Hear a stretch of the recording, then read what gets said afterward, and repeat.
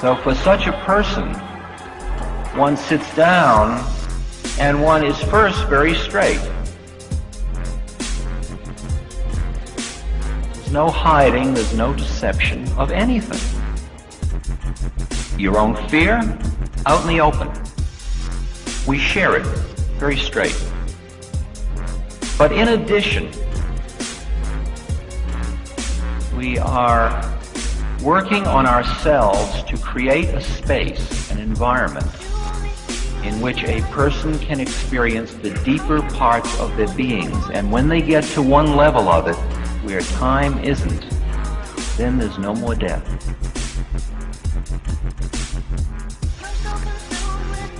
Sometimes I just go and I sit in a room with somebody who's dying, and I merely sit there quietly with them. And they run all of their fear through me.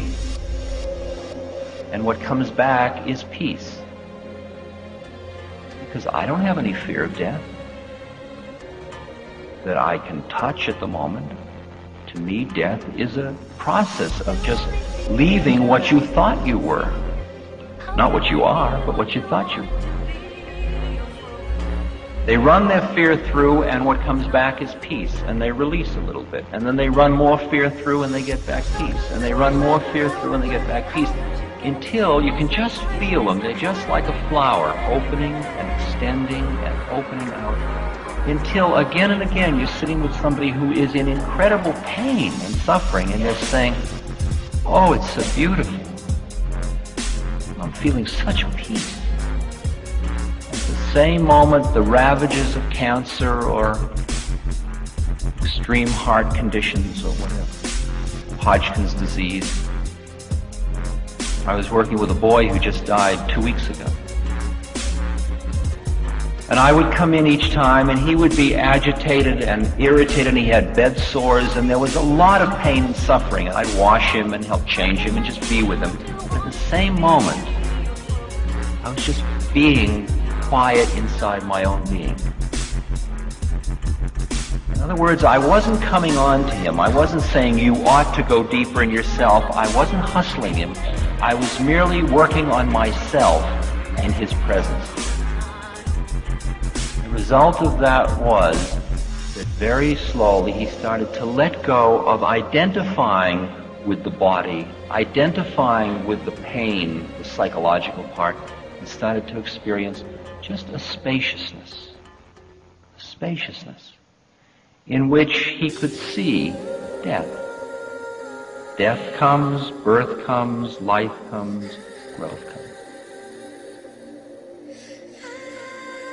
For you to be of any use to someone that is dying, for me to be of any use, there is one simple rule. You work on yourself. You don't work on the other person. We have a model that is so deeply ingrained in us often as professionals. You are healing someone else. You are doing for the old people. You are doing for the young people. You are doing for the dying people. I have a very simple rule in my life: work on myself. Because all I can offer to you or to a dying person or to a marital problem or to some child, I can only offer my being, and my being is the result of everything I've done in my life to get to where I am. That's all I have to offer. But if you can flip through those channels, that love is not conditional love. It's not based on individual differences. It's merely the love because you are seeing the divine plan made manifest again. Every moment of your life, once you understand the purpose of it, is your vehicle for awakening. This moment is your vehicle for awakening. If you're uncomfortable at this moment, okay, you're uncomfortable. Allow it. If you're fascinated, be fascinated. Allow it. Give it space. Give it space. Imagine a picture.